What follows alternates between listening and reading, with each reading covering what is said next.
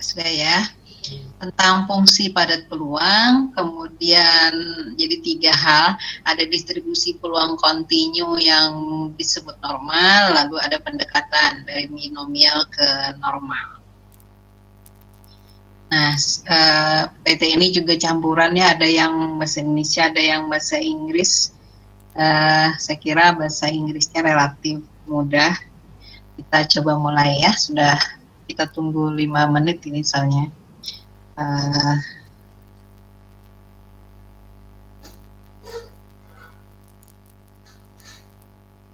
Ya, ada 19 orang, sudah lumayan. Baik, fungsi padat peluang apakah itu? Kita coba lihat definisinya. Jadi dari kata probability density function, fungsi kepadatan peluang atau fungsi padat saja. Nah, fungsi padat ini menunjukkan seperti apa sih distribusi dari variabel kontinu X-nya. Nah, grafiknya seperti apa dari fungsi yang positif di atas sumbu X. Tapi X-nya sendiri, karena X-nya itu bilangan real, nah boleh aja negatif, 0, atau positif. Nah, grafiknya pasti kontinu dan fungsi density peluang itu akan menunjukkan juga nanti luas di bawah kurvanya. Kalau diintegralkan, karena ini kontinu jadi integral. Kalau discrete maka sigma ya, biasanya simbolnya untuk menunjukkan penjumlahannya. Baik, kita lihat ini sketsa dari fungsi padat peluang yang diantara nilai A dan B, jadi X-nya antara A dan B, tapi kurvanya ke atas, Fx ya.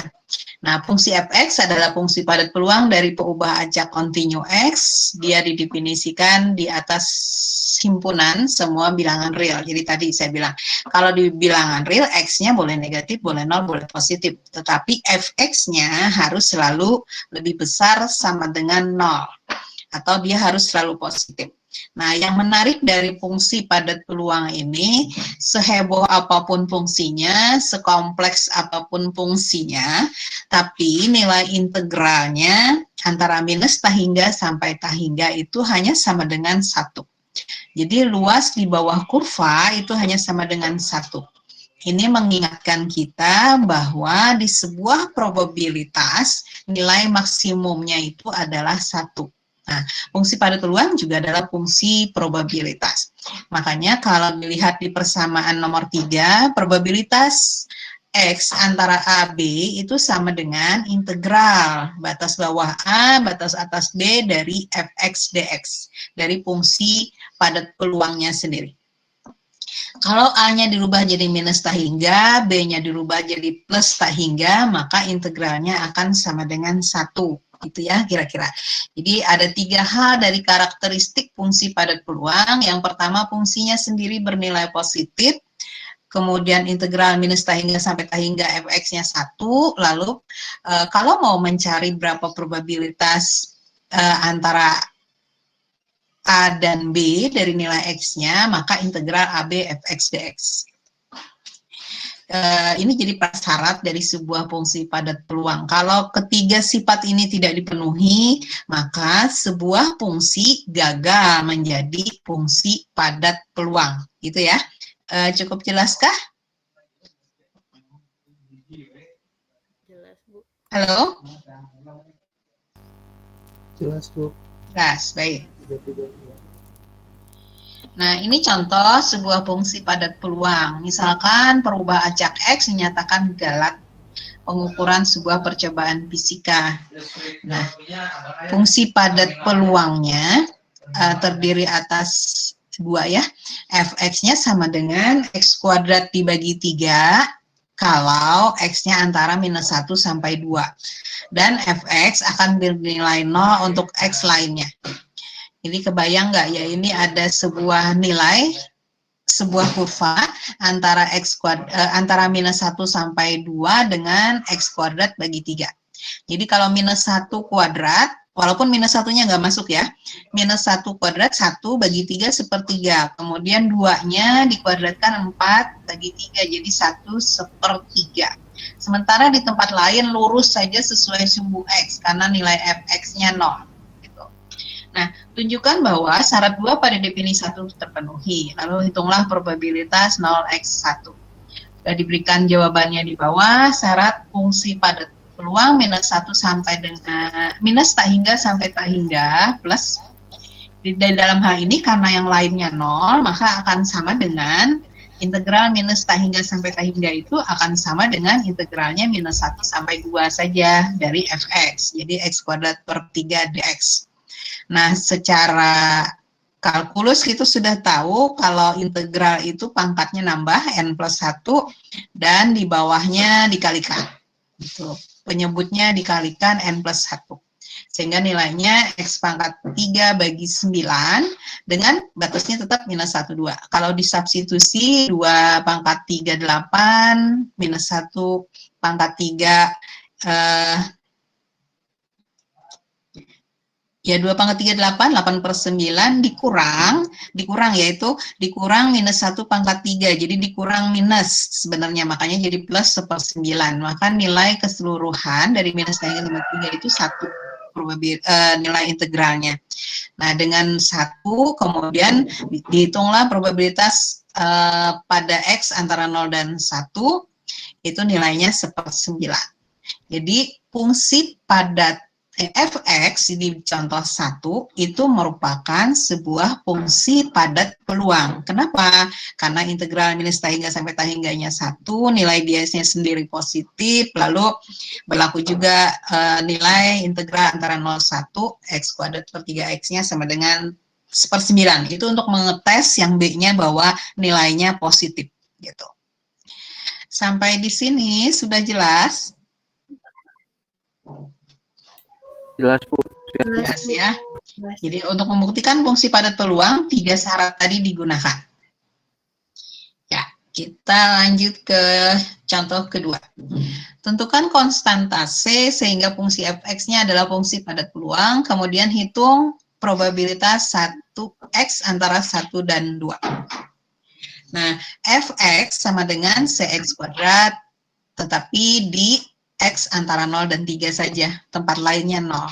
Jadi ini fungsi yang hanya bagian tertentu yang ada kurva, di tempat lain dia sejajar dengan sumbu x karena 0. Nah, kita pasti ingat tadi syarat pertama di definisi 1, karena fx itu harus positif, sementara x kuadratnya sudah positif, maka c mau nggak mau juga harus positif atau lebih besar 0. Nah, agar fx-nya lebih besar 0, sesuai dengan syarat yang pertama bahwa dia harus fungsi yang positif. Nah, yang kedua, dicek integralnya minus tak hingga sampai tak hingga fx dx. Lagi-lagi karena di tempat lain lebih banyak kalau nilainya 0, maka yang ada adalah antara 0 sampai 3. Jadi batas integralnya 0,3 cx kuadrat dx. Hasilnya x-nya berpangkat 3 dibagi 3, tadi pangkat n plus 1. Kemudian batasnya masih 0,3, kalau disubstitusi ini nilainya 3 pangkat 3 27, tapi dibagi 3 jadi 9. Jadi 9C nilainya. Nah, hasil integrasinya 9C, lalu dengan syarat yang kedua bahwa integralnya itu harus sama dengan 1. Ya, dengan sama dengan 1, maka di antara 1 dengan 2 tadi integralnya menjadi 827 dikurang 1/27 sama dengan 7 sama dengan 1. Integralnya harus positif di setiap nilai dari fungsi tertentu. Maaf, ini nilai 1x2 itu antara 0x3. Jadi diambil sebagian nilai x-nya ya. Di daerah tertentu nilainya 7/27 tetap positif. Jadi fungsi padat peluang di nomor 2 ini juga fungsi di nomor 2 ini juga termasuk di dalam fungsi padat peluang, memenuhi syarat untuk menjadi fungsi padat peluang. Begitu kira-kira ya. Integralnya 9C tadi. Nah, kalau nanti ini harus sama dengan 1 berarti C-nya 1/9 gitu lah kira-kira. Nah, kemudian kalau dicoba dengan C yang 1/9 itu probabilitas X-nya antara 1 dan 2, maka nilainya 7/27, juga nilainya positif. Sehingga fungsi padat peluang dengan 3 syarat, 3 kriteria itu terpenuhi. Maka fx yang nilainya cx kuadrat untuk x0 sampai 3, 0 untuk lainnya itu memenuhi syarat untuk menjadi fungsi padat peluang. Itu contoh yang kedua. Nah, definisi yang lain, jadi tadi definisi fungsi padat peluang, sekarang distribusi kumulatifnya atau fungsi distribusi dari sebuah perubahan acak kontinu X dengan fungsi padat fx. Kita ingat kumulatif itu adalah penjumlahan dari frekuensi-frekuensi sebelumnya. Nah, fx simbolnya juga berubah ya. Semula f kecil x, sekarang f besar x.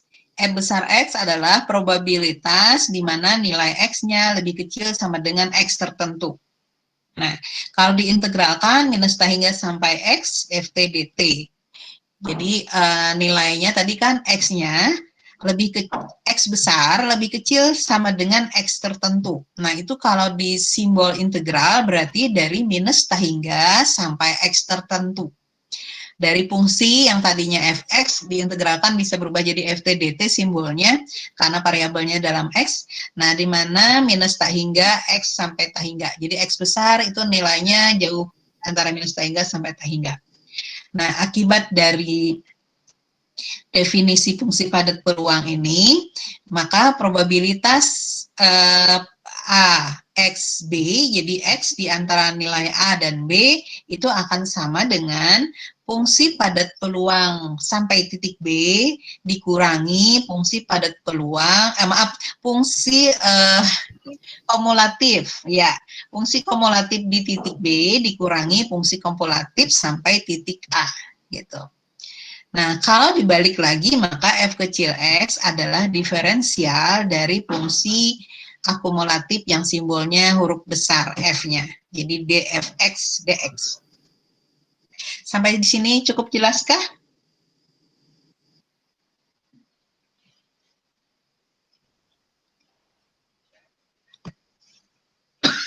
Cukup jelaskah?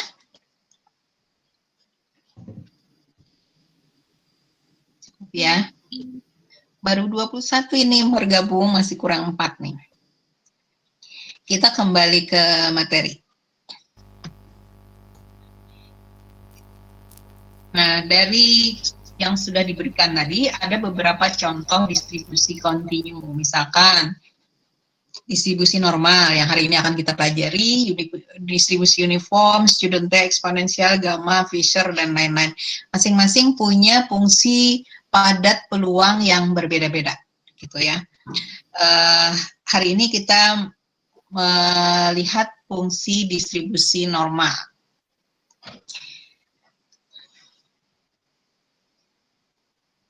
Oh, maaf, ini sebenarnya PPT-nya terselisih 1. Saya rubah aja kalau gitu ya. Nah, jadi ini dulu.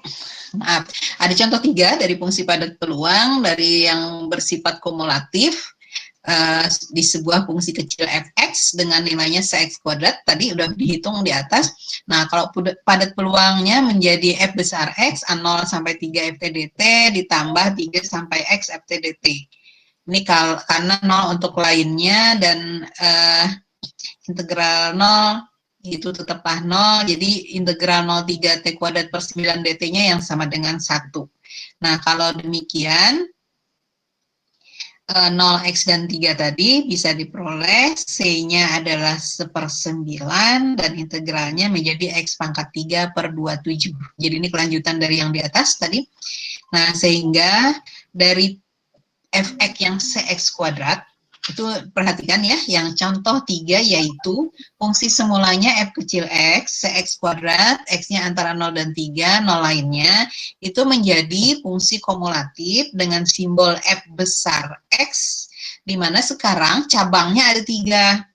Cabangnya ada 3, yang pertama 0, untuk x yang lebih kecil dari 0, jadi minus hingga sampai 0 itu nilainya 0, kemudian nilainya menjadi pada kumulatifnya itu adalah X pangkat 3 per 27. Itu di mana? Itu di X antara 0 sampai 3. Gitu. Nah, selebihnya nilai ini akan bernilai 1 untuk X lebih dari 3 sampai plus hingga ya. Tetaplah nilainya 1. Jadi nggak ada lagi penambahan-penambahan sesudah X yang 3. Gitu. Jadi, perhatikan, kalau diberikan sebuah fungsi f kecil x, itu artinya fungsi padat peluang. Itu adalah sebuah fungsi yang belum tentu merupakan fungsi padat peluang. Dicek dulu 3 kriteria. Nah, kalau sudah, kemudian integralnya adalah sebuah fungsi kumulatif dengan simbol f yang besar dan nilainya akan berbeda dengan fungsi semula. Tapi batasnya sama. Batas 0x 3-nya sama, di sana fungsi semulanya cx kuadrat, di sini menjadi x pangkat 3 per 27. Kenapa? Karena hasil integral. Kenapa diintegralkan? Karena kita mencari yang namanya fungsi kumulatif. Gitu. Jelas? Sudah cukup jelaskah? Sejauh ini jelas, Ibu. Baik. Jadi kita mulai dari dasar ya, tadi fungsi namanya fungsi biasa, fungsi padat akan menjadi fungsi padat peluang kalau dicek 3 hal. Kemudian dari fungsi padat peluang itu bisa ditentukan juga fungsi kumulatifnya. Fungsi kumulatif itu yang ditentukan dari minus hingga sampai hingga. Kita lanjutkan. Ada contoh tadi distribusi kontinu itu normal, uniform itu ya seragam ya, student T, ini memang nama yang diberikan. Fungsi ini juga antik, lahirnya di tempat pembuatan anggur. Jadi petugas pembuat anggur itu tempat penyimpanan anggur di sebuah gudang gitu, itu tuh dia ahli matematik. Jadi sambil menunggu mungkin anggurnya tiap hari fermentasi dari di botol-botol yang tersimpan itu dia ngulik. Nah, lahirlah sebuah fungsi distribusi yang bernama student T, fungsi distribusi kontinu. Ada lagi eksponensial, kemudian ada gamma. Gamma itu sebenarnya fungsi khusus dari eksponensial. Nah, ada juga Fisher yang biasanya digunakan untuk membandingkan dua populasi dan seterusnya. Kita masuk ke distribusi kontinu normal. Nama lainnya distribusi Gauss karena penemunya Pak Gauss, gitu ya, Gaussian. Nanti kalau belajar pengolahan citra ada noise yang diciptakan berdasarkan distribusi Gauss. Noise itu gangguan pada citra. Jadi distribusinya distribusi normal seperti ini. Kemudian kurva distribusi normal juga disebut seperti bentuknya ya, sebenarnya seperti topinya orang Meksiko, makanya dia disebut Mexican hat. Topi orang Meksiko, tapi biasanya dari anyaman, seperti ini kira-kira bentuknya. Jadi mancung ke atas gitu ya, di bawah walaupun dihias dengan rumbai-rumbai atau aksesoris lainnya. Nah, fungsi distribusi kontinu normal ini, sebuah distribusi kontinu normal ini punya fungsi padat peluang. Jadi pada F dari pengubah acak X-nya dengan rataan mu dan variansi sigma kuadrat, sudah nggak aneh ya simbolnya, rataan atau min-nya mu, variansinya sigma kuadrat untuk populasi biasanya. Nah, disimbolkan dengan distribusi normal n x mu sigma. Mungkin kalian juga pernah kalau di diskrit kemarin mengenalnya dengan B, misalkan X, N, P.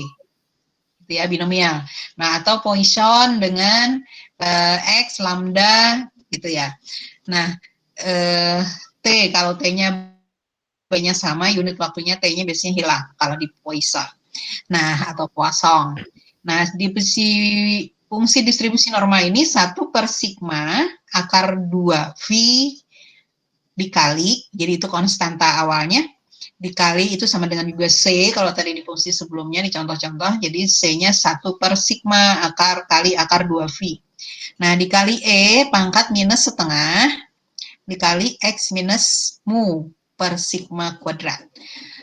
X-nya seperti tadi, antara minus hingga sampai plus hingga. Secara matematik kita sudah mengenal bahwa V itu adalah 3,14159, biasanya disingkat 3,14 aja, dan E-nya 217,828 dan seterusnya. Yang kemarin kalian gunakan untuk distribusi Poisson ya, E-nya. Nah, kalian yakin misalkan dengan fungsi padat peluang seperti ini, lalu untuk mencari luas di bawah kurvanya diintegralkan. Bisakah mengintegralkan fungsi ini dengan cepat?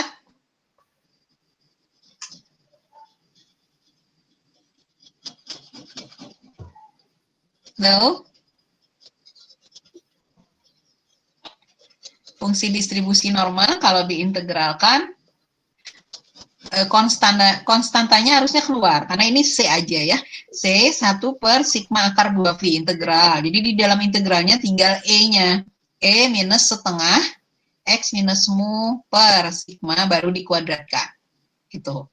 dx. Nah, integral E pangkat sesuatu itu sama dengan apa di kalkulus? Kalau integral E pangkat X ya sama dengan E pangkat X. Ya, E pangkat setengah X. Kalau di diferensial E pangkat X pangkat X. Baik, kita lihat lagi.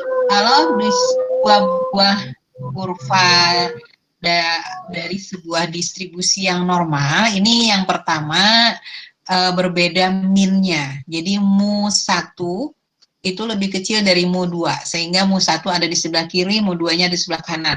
Sementara sigma 1 sama dengan sigma 2-nya terlihat dari lebar kurva yang sama.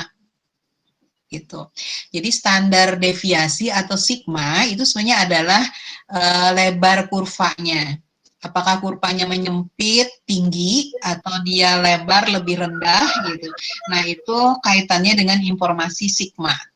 Jadi dari garis tengah yang merupakan nilai min, posisinya min, itu ke kiri atau ke kanan itu adalah standar deviasinya. Nah, kemudian contoh yang berikutnya di bawahnya, itu min-nya sama, jadi sumbu simetri dari kurva normalnya sama, sumbu simetri tadi karakteristiknya punya sumbu simetri, dia simetri terhadap sumbunya, jadi kiri kanan itu akan sama besar, sama luas. Kemudian di sini sumbunya disatukan ya, di satu tempat. Mu satunya sama dengan mu 2, tetapi standar deviasinya berbeda. Jadi yang tinggi itu standar deviasi 1 itu lebih kecil nilainya dari standar deviasi 2. Standar deviasi 2 lebih melebar, lebih ke kiri atau ke kanan, sehingga ketinggian kurvanya turun.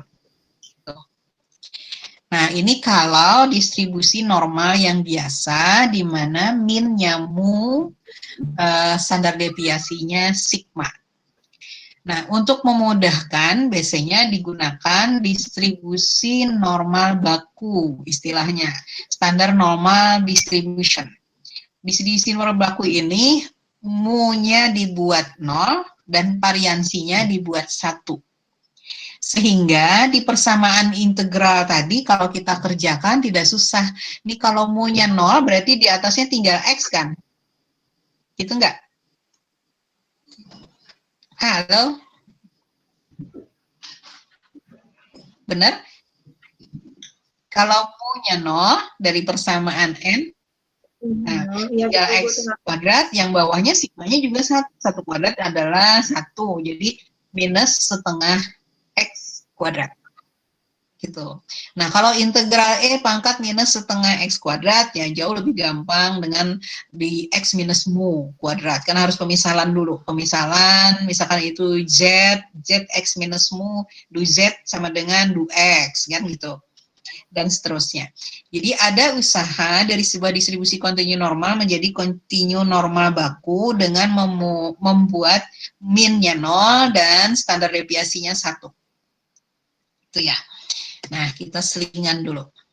Jadi fungsi distribusi normal ini banyak sekali digunakan, aplikasinya cukup luas, a wide variety of application di sini sebutnya.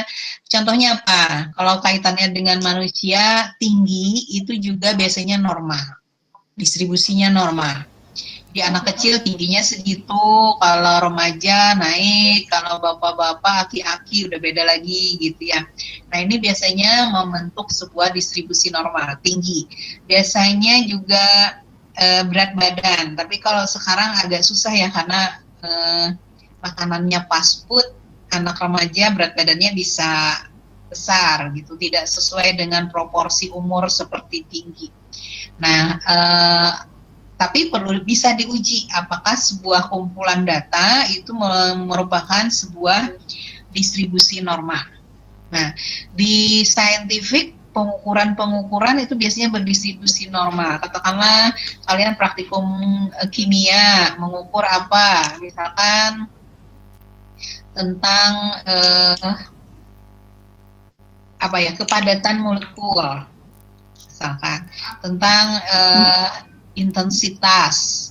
Di fisika bisa tentang misalkan gerakan, bisa tentang kecepatan, bisa penelitiannya ya, bisa tentang percepatan, kan beda kecepatan dan percepatan. Nah, itu biasanya diasumsikan berdistribusi normal. Jadi kalau kita mau mengolah datanya, maka diasumsikan distribusi data tersebut normal, lalu dikerjakan dengan cara-cara atau metode distribusi normal. Nah, tes scoring dari hasil tes juga biasanya berdistribusi normal. Apakah persamaannya ABC dengan benar seperempat misalkan, tapi karena banyak soalnya sampai 100 buah, maka itu akan membangun sebuah distribusi normal. Nah, yang menarik juga misalkan ramalan cuaca, curah hujan, itu biasanya juga berdistribusi normal. Jadi apakah hujannya deras sekali, hujannya gerimis, atau hujannya sedang, itu bisa membangun atau membentuk sebuah distribusi normal. Baik, nah fungsi distribusi normal kembali seperti tadi, 1 per sigma akar 2 V E pangkat minus X minus mu kuadrat per 2 kali sigma kuadrat. Mu min, standar deviasi, V314, E 2,718. Artinya referensi Indonesia, referensinya textbook sama ya. Karena yang Indonesia terjemahan dari textbook juga. Nah, punya karakteristik dia simetrik terhadap sumbu simetri yang ada di tengah-tengah, luas di kiri dan di kanannya akan sama besar. Bentuknya pun, shape-nya itu juga sama. Lalu dia membangun sebuah ciri khas dari fungsi distribusi normal itu seperti bell, dia bilang. Ya kita tahu mungkin bell yang biasanya dibunyikan kalau atau biasanya ada bentuk besi gitu ya, keliling-keliling gitu bunyinya, nah itu bell. Kemudian karakteristiknya, distribusinya itu punya min di tengah yang jadi sumbu simetri, itu ada nilai min di sana dan standar deviasi tadi lebarnya. Kemudian min tadi ya sudah jelas di tengah. Nah juga median dan modus kalau kita ya, median, modus, min itu nilainya ada di sebuah sumbu simetri untuk fungsi distribusi normal.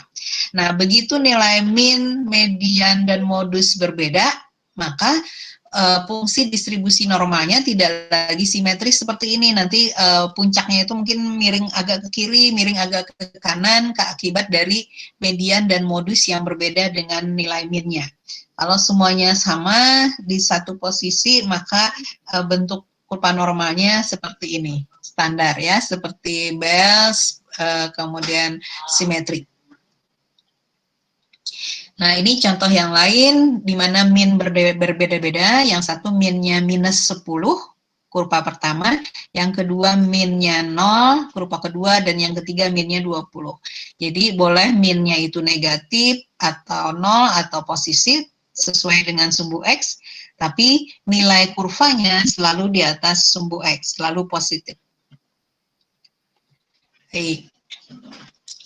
Ini juga dicontohkan lagi, min-nya sama tapi standar deviasinya berbeda. Yang satu 15 lebih tinggi, yang satu 25 sehingga lebih rendah, tapi lebih lebar. Itu ya.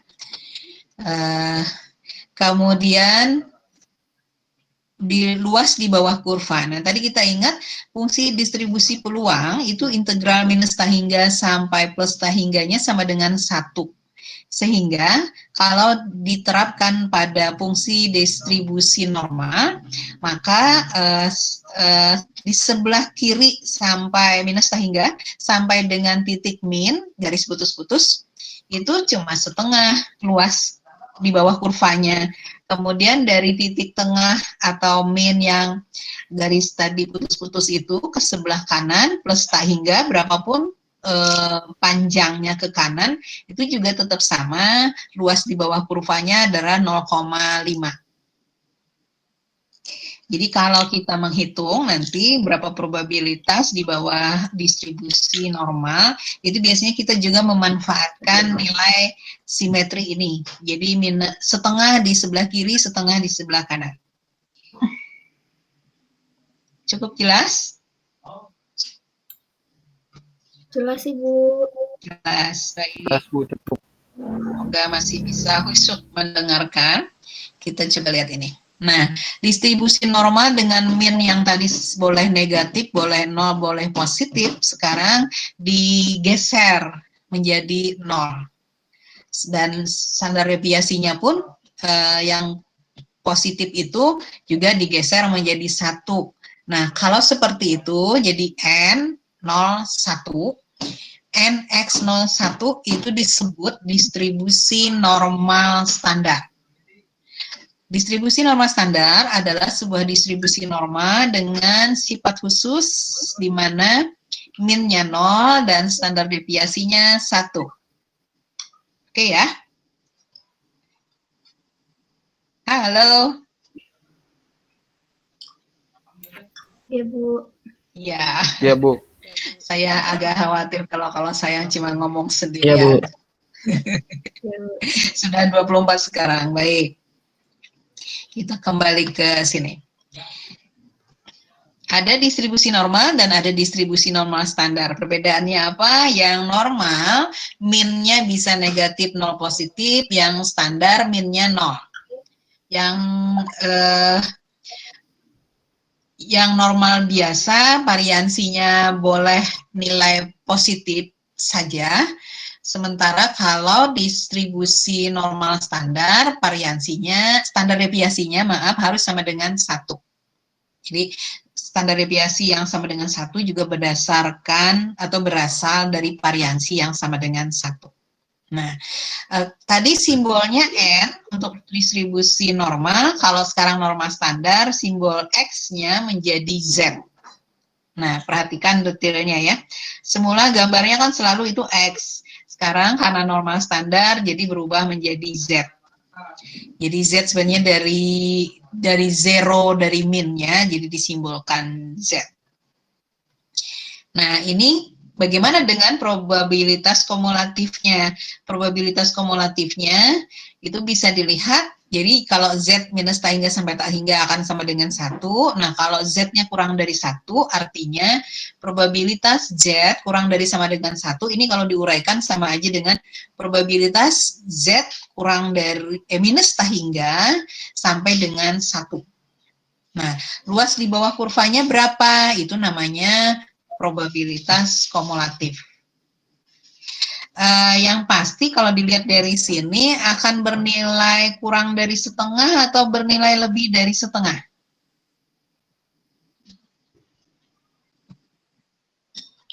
Lebih dari setengah, Bu. Lebih dari setengah. Karena apa?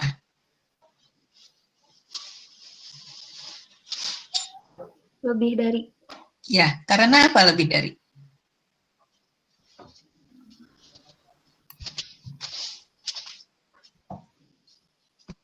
Karena apa bisa lebih dari setengah? Siapa yang bisa bantu jawab? Karena sifat simetrinya tadi ya. Karena melewati. Melewati titik nol, betul. Karena sifat simetrinya dari minus setengah hingga sampai nol itu nilainya setengah, dan lewat dari nol berarti setengah plus gitu ya. Jadi lebih dari setengah. Baik, kita kembali. Nilainya akan, probabilitasnya akan lebih dari setengah. Nah, ini kalau kita punya distribusi normal standar, maka sudah disiapkan tabel-tabelnya. Gak usah lagi menghitung integralnya, gitu mungkin ya, jadi memudahkan. Nah, ini contoh, ada nilai Z, lalu ke bawah dan ke kanan. Membaca dari tabel distribusi normal standar, itu dari Z-nya dulu, baru membaca ke atas. Jadi dari Z, misalkan di sini yang ada tanda kotak, itu 1,0 Z-nya. Nah, kalau ditarik ke atas, itu juga titik 00, artinya 1,0 dengan koma desimalnya 00, jadi tetap 1. Gitu ya. Itu nilai luas kurvanya, jadi probabilitas Z kurang dari sama dengan 1, yang tadi kalian bilang lebih dari setengah, nilainya adalah 0,8413. Gitu. Jadi benar lebih dari setengah dan nilainya 0,8413. Nah, kalau Z-nya adalah 1,22, berapakah probabilitas dari minus tak hingga sampai Z? Coba tolong dilihat.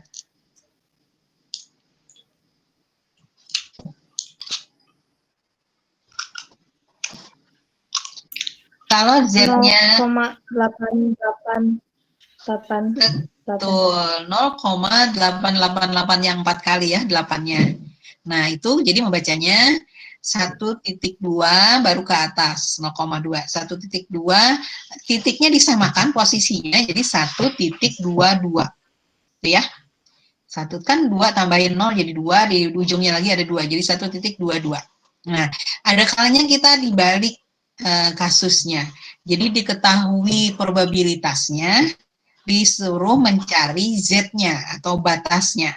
Nah, kalau sekarang saya punya probabilitas sebesar 0,8438. Berapakah batas Z di kurva normalnya?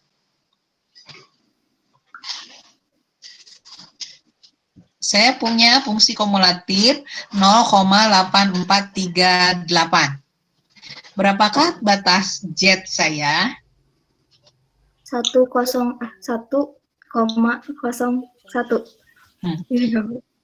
Betul, 1,01 ya. Jadi kosongnya itu ditimpa. 1,01. Maka nilai probabilitas, untuk nilai probabilitas 0,8438, Z-nya dari minus tak hingga sampai 1,01. Baik, sudah bisa membaca tabel, dan tabel yang sebenarnya yang begini, cuma yang padat. Tuh, ada nilai Z dari minus sampai positif, ya. Kemudian nilai seperti tadi di tengah itu adalah nilai hasil integral atau nilai luas di bawah kurva. Sekarang kita cari berapa sih nilai luas di bawah kurva atau fungsi kumulatif dari minus tak hingga sampai 2,55.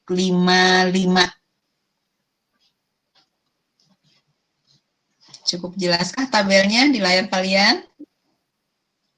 Jelas, Bu. Ya, berapa luas kurva minus tak hingga sampai luas di bawah kurva dari minus tak hingga Z-nya sampai 2,55? 0,9946. Baik, 0,9946, betul. Nah, ada kalanya komanya lebih, sehingga misalkan tadi 2,555. Maka sebenarnya bisa dihitung dengan interpolasi ya antara 2.55 dengan 2.56. Tapi itu kita bahas lain kali. Jadi di tengah-tengahnya nilai titiknya itu. Sehingga memanfaatkan dua nilai berdekatan dan dibagi kelebihannya sepanjang seperti apa ya penggaris atau proporsi sesuai dengan panjang kelebihannya itu. Jadi ada selisih dari dua titik yang berdekatan, nilai luasnya, dan juga nilai titiknya. Mungkin itu kita bahas lain kali, perlu di papan tulis soalnya. Ini contoh yang pertama, berapakah probabilitas Z, aduh dekat dengan yang saya tanya tadi ya, 2.46. Nah, yang satunya lagi, berapakah probabilitas Z lebih besar sama dengan 2.46? Ingat, nilai probabilitas itu kumulatif dan bersifat komplement. Jadi kalau kurang dari 246 dengan lebih dari 246, tinggal diapakan? Dikurangi dengan 1. 1 dikurangi. Ya. Ya, bukan dikurangi dengan 1. 1 Ya, dikurangi nilai sampai titik tertentu. Kenapa? Karena luas di bawah kurva segede apapun gambar kurvanya itu hanya sama dengan 1. Jadi kalau di sebelah kiri tahu, maka di sebelah kanannya tinggal 1 kurang, gitu ya. Atau sebaliknya, yang sebelah kanan yang tahu, sebelah kirinya berapa, juga sama, 1 kurang. Nah, probabilitas Z kurang dari 246, kita lihat 2.4. 2.4 di kolomnya yang ke-6 itu adalah 0,9931 gitu ya. 0,9931, betul. Nah, berikutnya berapa sih probabilitas di daerah sesudah titik Z yang 246 ini? Jadi yang daerah kecil ini loh. Daerah kecil di sebelah kanan itu luasnya berapa? Jadi 1 dikurang 0,9931, maaf, jadi 0,0069. Nah, kurva yang besar nilainya 0 titik luas di bawah kurva yang besar itu 0,9931. Sementara yang kecil sesudah angka 2.46 sampai tak hingga kalau diteruskan itu nilainya cuma 0,0069. Sudah jelas dengan komplement? Jelas, Ibu. Baik. Kita lanjut. Nah, ini juga sifat yang lain dari sebuah fungsi distribusi normal atau normal standar. Dari minus tak hingga sampai 1 titik, dan nilai plus titik tersebut sampai plus tak hingga, itu akan sama luasnya. Karena apa? Karena sifat simetri. Gitu ya. Jadi minus tak hingga Z sampai minus 129 cukup ditulis probabilitas Z lebih kecil sama dengan minus 129 itu nilainya berapa. Nah, sebenarnya di tabel itu disediakan kalau kita tadi bacanya dari yang kiri sampai kanan ya, jadi sampai minus 129. Tapi ada juga yang menyediakannya yang sebelah arsiran hijau. Nanti di tabel biasanya ada gambar daerah yang diarsir itu yang dia hitung gitu. Bisa minus tak hingga sampai 1 titik atau justru 1 titik sampai plus tak hingga. Nah, ini diketahui yang B justru duluan minus 0,9015.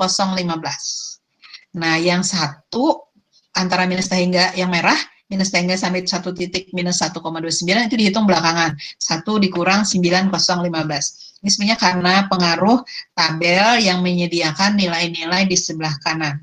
Tapi tidak masalah karena sifat kesimetrian dari sebuah fungsi distribusi normal.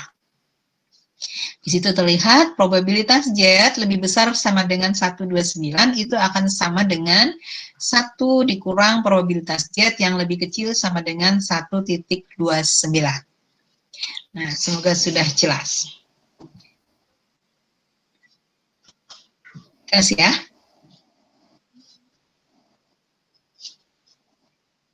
Halo. Jelas. Baik, gimana kalau ada di antara kedua titik? Nah, tadi kan kumulatif, jadi titik terjauh luasnya dikurangi titik yang terdekat. Kita lihat berikut ini. Nah, di contoh 3, berapa sih probabilitas antara 0 sampai Z yang nilainya 1? Gitu. Antara 0 dan 1. Nah, kalau tabel kita punya minus hingga sampai titik tertentu, maka kita cari minus hingga sampai 1 dengan minus hingga sampai 0, walaupun nggak lihat tabel, kita tahu nilainya setengah, gitu kan. Nah, jadi minus hingga sampai 1 di tabel itu adalah 0,8413, sementara yang sampai setengah, sampai 0 itu nilainya setengah, jadi yang diarsir probabilitas antara 0 dan 1 itu nilainya adalah 0,3413. Kalau kurva ini menggambarkan sebuah distribusi atau sebuah populasi dengan elemen 1000, biar mudah ya, 1000, maka berapa sih populasi di antara 0, 1-nya Z itu? Tinggal dikalikan. Jadi 0,3413 dikali 1000. Ada sekitar 341 orang yang di tempat biru. Gitu. Cukup jelaskah?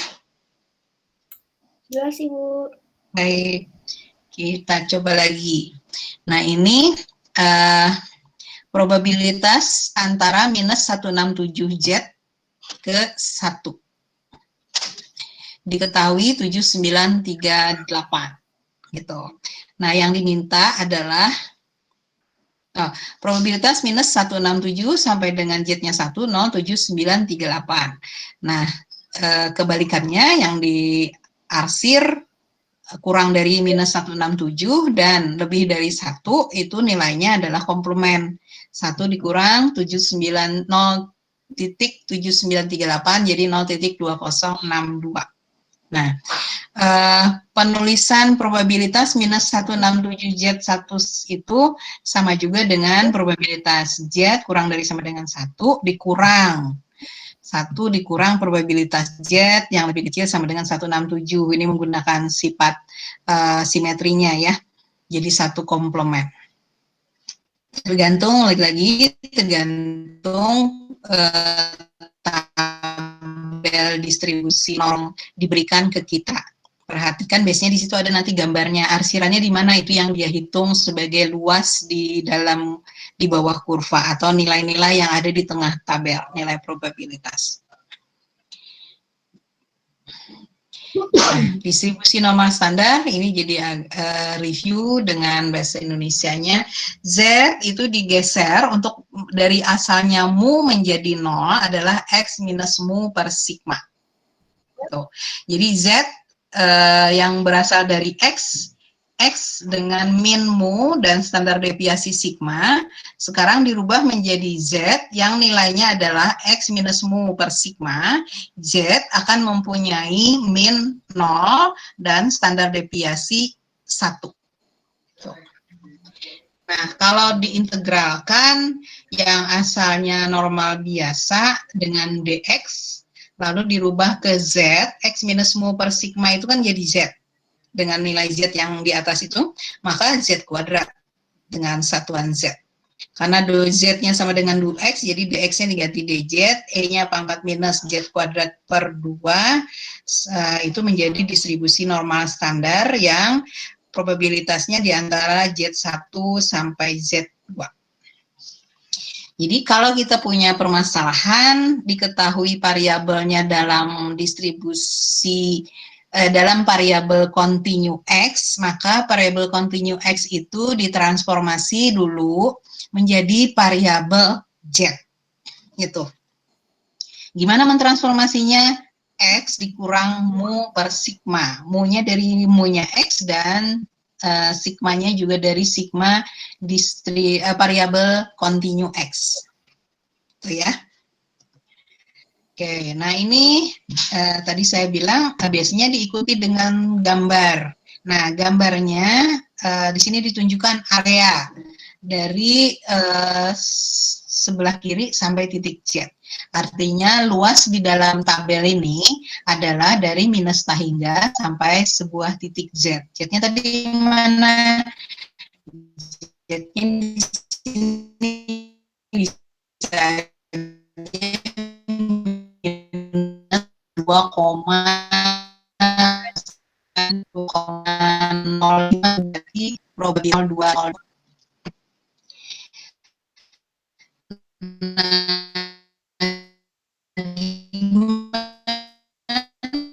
Kalau diminta di sebelahnya 184, kita tahu dari minus hingga baik tinggal minus 184, ingat, jadi digunakan dengan sifat simetrinya ya.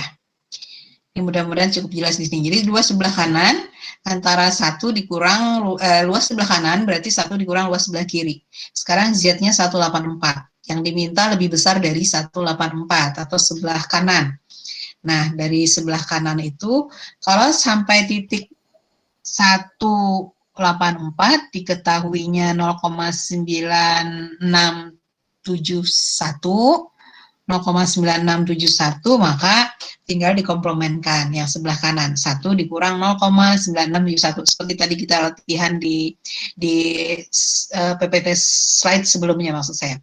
Kemudian luas daerah antar batas, bagaimana mengurangkannya seperti tadi ya, yang akumulatifnya lebih jauh dikurangi akumulatif yang lebih dekat ke minus hingga kalau tabelnya seperti ini. Baik, kita lanjutkan. Nah, fx berdistribusi normal mu 50, standar deviasi 10, tentukan peluang X di antara 45 dan 50. Jadi diketahui minnya 50, jadi sumbu simetri, dan sigmanya 10. Nah, tapi diminta menghitung peluang di antara 45 dan 50. Jadi kita bisa gunakan nilai Z dengan mengurangkan dulu. Z-nya berarti 45 dikurang 50 bagi 10. Z itu adalah X minus mu per sigma, ingat ya. Jadi minus 0,5. Sementara yang 62 itu, ini walaupun belum, itu untuk yang soal berikutnya, 62 itu 62 minus 50 per 10, 1,2. Nah, kalau kita menghitung 45, ini salah ya, yang atas ini bukan 50, taruh 10. Saya rubah saja biar 5 dan hitung dulu sama 5 jadi minus Z262 itu jadi X1 yang 45 menjadi Z1 yang minus 0,5, X262 berubah menjadi Z2 yang nilainya 1,2. Sehingga probabilitas X 45 sampai 62 itu sama dengan probabilitas Z antara minus 0,5 sampai 1,2. Nah, seperti tadi, Z di kurva yang bawah, itu berarti ambil dulu kumulatif sampai 1,2 dikurangi kumulatif dari minus hingga sampai minus 0,5. Dari tabel didapat 0,8849 dikurangi 0,3085. Jadi 0,5764 untuk daerah yang diarsir di kurva yang bawah. Ya. Jadi jangan lupa X-nya berapapun ditransformasi dulu ke Z, baru kita bisa lihat tabel normal standar. Semoga jelas ya. Berikutnya ada latihan nih.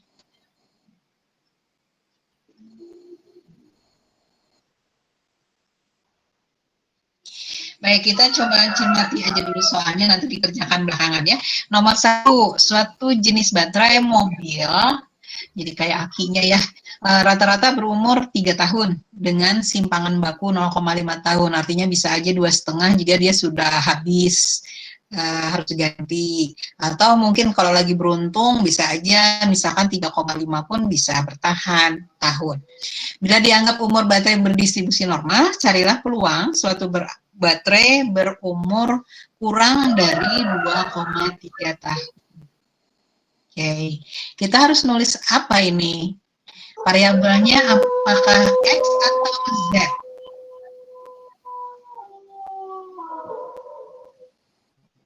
Nomor 1.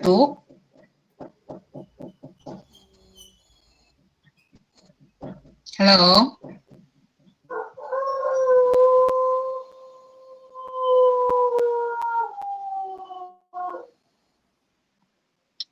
Halo. Sudah terlihat soalnya tadi? Sudah, Bu. Ya, jadi yang nomor 1 diketahuinya X ya. Iya. X atau normal biasa dengan min sama dengan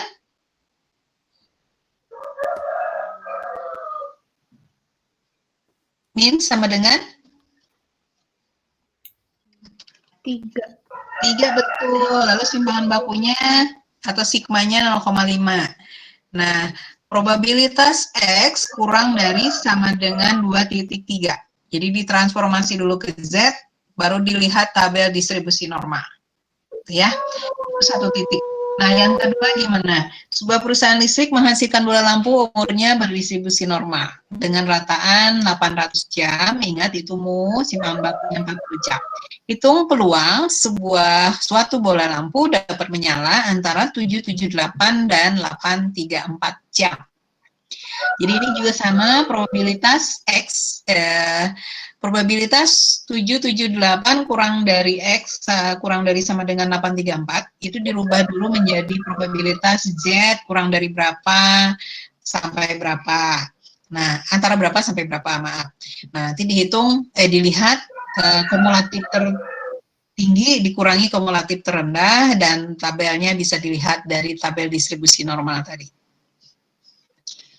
Nah, latihan 3, 200 orang mahasiswa mengikuti ujian kalkulus di sebuah prodi, kemudian rata-ratanya 60, simpangan bakunya 10.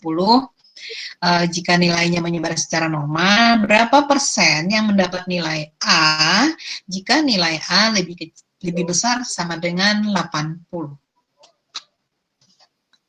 Ini gimana? Ini berbeda dengan contoh 1-2 yang langsung ya soalnya. Sesuai dengan contoh, ini kita tahu, ini kita harus menghitung probabilitas nilai A yang lebih besar, nilai A, di mana nilai A itu adalah angkanya lebih besar sama dengan 80, gitu, dari 200 siswa tadi. Nah, kalau dapat probabilitas, maka itu akan sama dengan tinggal diformatkan dalam bentuk persen, jadi dikali 100, maka sama dengan probabilitas kali 100 itu persen. Oke. B, berapa persen yang mendapat nilai C jika nilai C terletak antara 56 sampai 68? Ini juga sama, probabilitas probabilitas nilai X sampai 68 dikurang probabilitas nilai X sampai 56. Ditransformasi dulu menjadi Z dari 68 menjadi 68 dikurang 60 bagi 10 gitu ya, jadi 0,8. Sementara 56 dikurang 60 berarti minus 4/10 jadi minus 0,4. Jadi nilai C dalam Z antara minus 0,4 sampai dengan 0,8. Nah, yang C juga sama. Berapa persen yang mendapat nilai E jika nilai E-nya angka nilainya kurang dari 45 gitu. Ya, kita cari angka yang kurang dari 45, X kurang dari 45 itu menjadi Z dulu. Nah, dari titik Z itu dilihat berapa probabilitasnya di tabel dan probabilitas itu dikalikan 100%. Yang untuk nomor C. Nanti kita ini binomial ke normal. Okay. Distribusi binomial yang kalian kenal banget sebagai distribusi diskrit, di mana bahan Bernoulli hasilnya dua hal, ada benar, ada salah, atau ada yang disorot. Balikannya komplemennya itu kalau sangat banyak percobaannya, jadi N-nya sangat besar, apalagi menuju tak hingga, maka dia punya sifat mengikuti atau mendekati distribusi normal. Kita lihat coba di grafik yang ada di sebelah kanan, itu ada kotak-kotak histogram. Kenapa? Karena binomialnya kan diskrit. Nah, gambar-gambar histogram itu dengan N yang dari 14 bisa sebuah distribusi pendekati normal gambarnya seperti distribusi normal. Di median yang di tengah-tengah simetrinya nilai X-nya 7. Gitu. Nah, itu secara grafis. Jadi secara matematik pun sebenarnya sudah dibuktikan kalau binomial yang BXNP dengan kombinasi untuk mencari probabilitasnya, itu sudah dibuktikan juga kalau N-nya makin besar di kombinasi itu, maka dia nilainya akan mendekati fungsi densitas peluang normal. Sehingga kalau kita dapat kasus distribusi binomial dan N-nya besar sekali, tidak perlu menghitung lagi yang kombinu. Walaupun juga ada tabelnya ya di distribusi binomial dengan kombinasi NX itu ada nilai-nilai di tabelnya.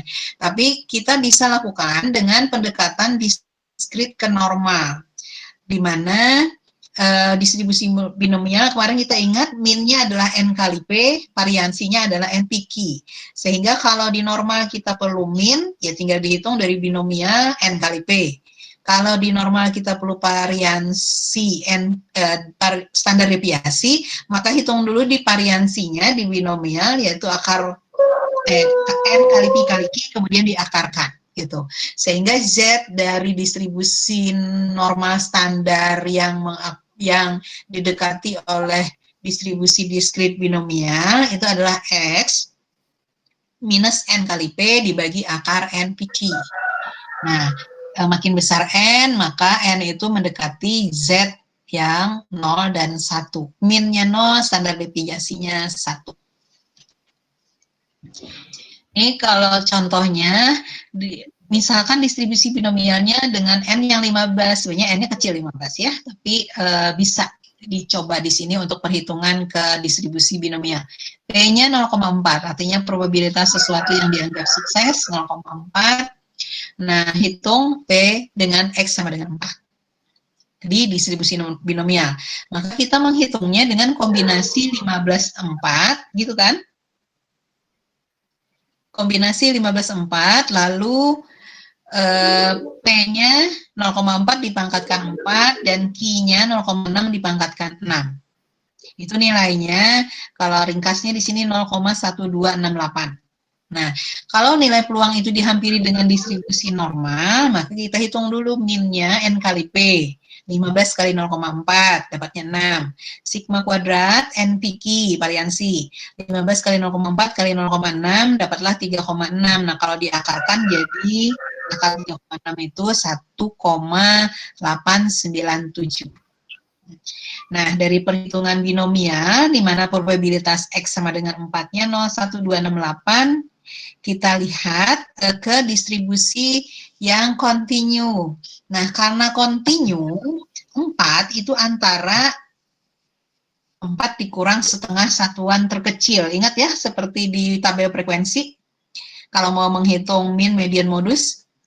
Nah, kemudian 4 ditambah setengah kali satuan terkecil. Jadi, X4 itu dalam distribusi diskrit akan berubah ke distribusi kontinunya menjadi antara 3,5 sampai 4,5. Tuh. Sehingga kita perlu menghitung Z1 3,5 dulu dikurangi mu bagi sigma minus 132, Z2-nya 4,5 dikurangi min bagi sigma minus 0,79. Hingga probabilitas X sama dengan 4 di binomial itu bisa dikerjakan dengan distribusi normal baku di mana Z antara minus 132 sampai minus 079.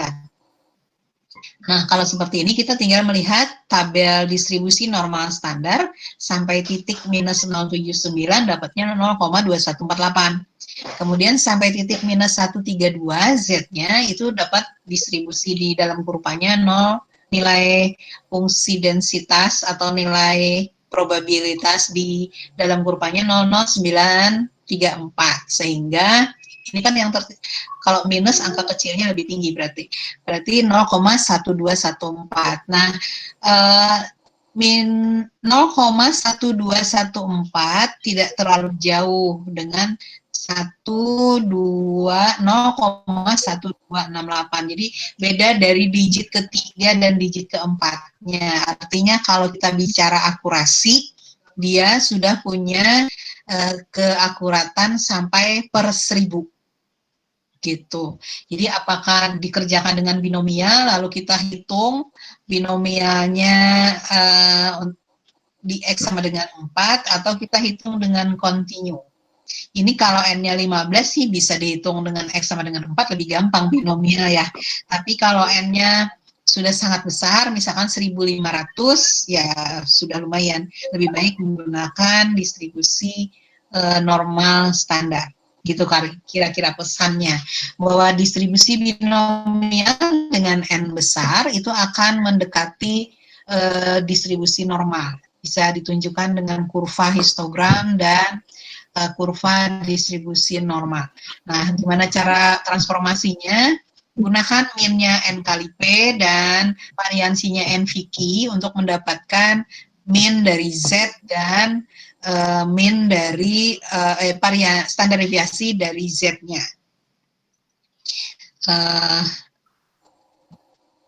Maaf, maksud saya untuk mendapatkan titik Z, karena kita perlu min dan perlu standar deviasi. Min dan standar deviasinya dihitung dulu dari memang distribusi binomialnya N15, P 0,4, maka mu-nya N kali P 6, gitu ya. Nah, distribusi kontinu Z mencari Z1, Z2 itu. Sampai di sini cukup jelas. Halo. Untuk ini bisa, Bu. Sudah cukup jelaskah? Jelas, Bu. Jelas. Ya, mudah-mudahan kuliah yang daring ini bisa membuat kalian tetap paham dan semangat. Kita lanjutkan ya. Nah, ini contoh diberikan. Jadi ada soal ujian 200 pertanyaan. N-nya cukup besar berarti ya. Ujiannya ABC D, multiple choice. Setiap soal terdiri dari 4 jawaban dan hanya satu jawaban yang benar. Yang benar nilai seperempat. Bila seorang siswa hanya menang saja, langsung menebak itu benar sebagai